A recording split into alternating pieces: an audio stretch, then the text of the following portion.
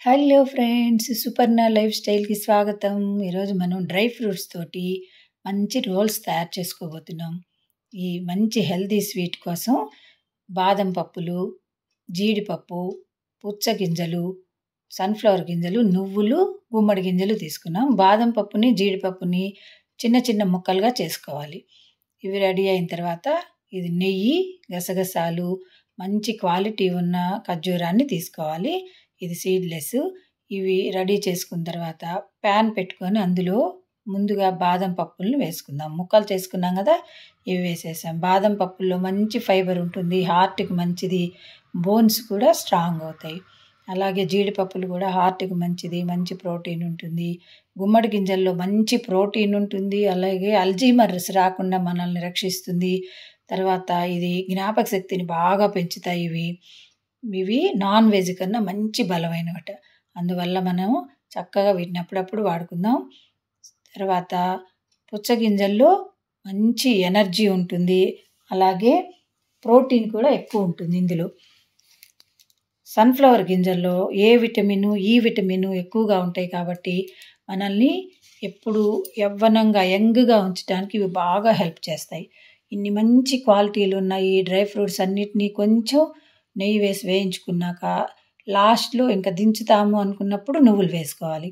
నువ్వులు త్వరగా వేగిపోతాయి కదా, అందుకని లాస్ట్లో వేసుకుంటే ఇవి చిటపటమనగానే వీటన్నిటిని తీసి బౌల్లోకి షిఫ్ట్ చేసుకుందాం. మనకి ఇప్పుడు గసగసాలని ఈ ప్యాన్ కొంచెం వేడిగా ఉంటుంది కదా, దానిలో వేసేస్తే ఊరికే వేగిపోతాయి. చాలా సన్నగా ఉంటాయి కదా, త్వరగా వేగిపోతే ఒక్క నిమిషం వేయించి తీసేసుకోవాలి. మనం ఈ ఖర్జూరాన్ని మిక్సీ పట్టుకుందాం.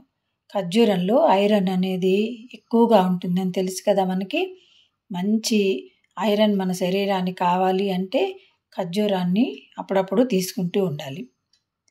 ఇది మెత్తగా పేస్ట్ అయిపోయింది కదా, దీన్ని ఇందులో వేసి, వేడిగా ఉంది కదా ప్యాన్, కొంచెం లూజ్ అవ్వాలి అంటే నెయ్యి వేసుకోవాలి. ఒక 4-5 స్పూన్లు నెయ్యి వేసి దీన్ని కలుపుతూ ఉండాలి.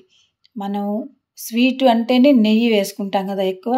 ఎంత నెయ్యి వేస్తే అంత రుచిగా ఉంటాయి కదండి. చక్కగా పిల్లలకు పెట్టేటప్పుడైతే మరింత నెయ్యి వేయండి. నిదానంగా ఇలా కలుపుతూ ఉంటే ఇది కొంచెం లూజ్ అవుతుంది. అలా లూజ్ అయ్యే వరకు అటు ఇటు కలుపుతూనే ఉండాలి, లేదంటే అడుగంటిపోతుంది. చక్కగా చిన్నగా మంట పెట్టి కలుపుతూ ఉంటే అది కొంచెం లూజ్ అవ్వగానే మనం డ్రై నట్స్ వేయించి పెట్టుకున్నాం కదా, వాటన్నిటిని ఇందులో వేసేసి ఇలా కలుపుతూ ఉంటే సిమ్లోనే ఉంచి, ఈ వేడికి ఈ ముద్ద కరుగుతూ ఉంటుంది.